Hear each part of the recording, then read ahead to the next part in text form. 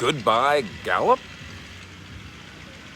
and goodbye Gregory, and trying to think of something that begins with an L, a V, or an E on Vander, Esch. Mike Fisher reporting with the Cowboys in Oxnard on the contract situation. Dallas Morning News comes out with a story that says that the 2021 Cowboys contractual plan with anybody whose deal is up after this year is, we'll see you in the spring.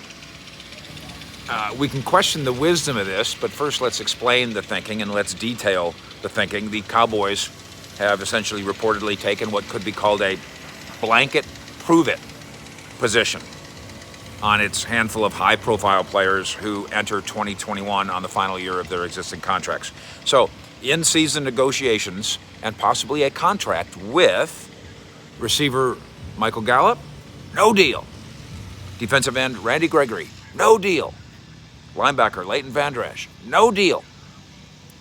Dallas will not discuss deals for these free agents to be, according to the Morning News, meaning in essence that Stephen Jones and his department, Jerry, but Stephen Jones is infamous 365 days a week. That's how we work, 365 days a year. We work 365. It's a 365 job. That approach to running the Cowboys will be taking a few days off when it comes to contract negotiations.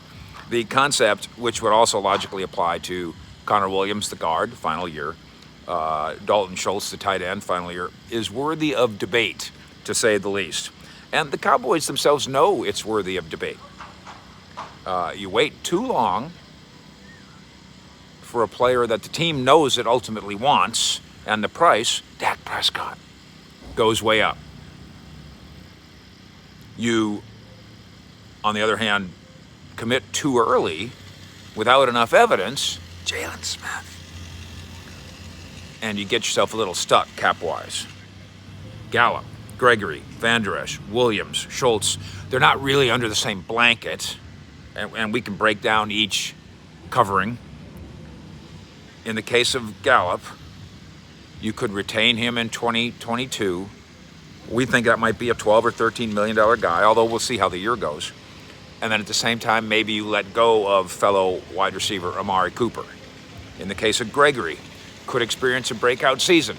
You've seen our video with the Cowboys player and coach Philip Tanner talking about how Randy Gregory is going to be an all-pro this year. Well, if that happens, the Cowboys will almost surely try to retain him and probably gladly pay him, except they could have done it earlier and more affordably.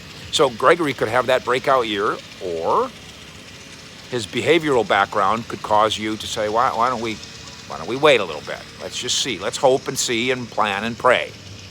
Vander, Pro Bowl level talent with a concerning injury history, so much so that they didn't pick up his $9 million fifth-year option for next year, meaning they don't want to pay him $9 million next year until they know more. If they know more, maybe it's different. They won't know more fully until after this season when he plays well and plays healthy. And keep in mind the Cowboys just used a first-round pick on Micah Parsons, who has been fantastic out here so far in his work. On a different level, in a different blanket, is Connor Williams, starter, but you've got Connor McGovern, waiting in the wings. So you could just move that guy along and bring the next guy in. And by the way, then when that Connor, his contract's up, you go draft another Connor or whatever. Dalton Schultz, the tight ends hate that I keep saying this. He's the backup tight end. I know that they think of themselves as being a two-headed monster, and they think of themselves as we're both. And he had a fine year last year. He's the backup tight end. He's not in the same category with Randy Gregory. No offense. Cowboys front office has taken various approaches here. Sometimes proactive, sometimes reactive. The 2021 contractual plan, it leaves an assortment of players with, to say the least, something to prove. In Oxnard, camping with the Cowboys. Fish out.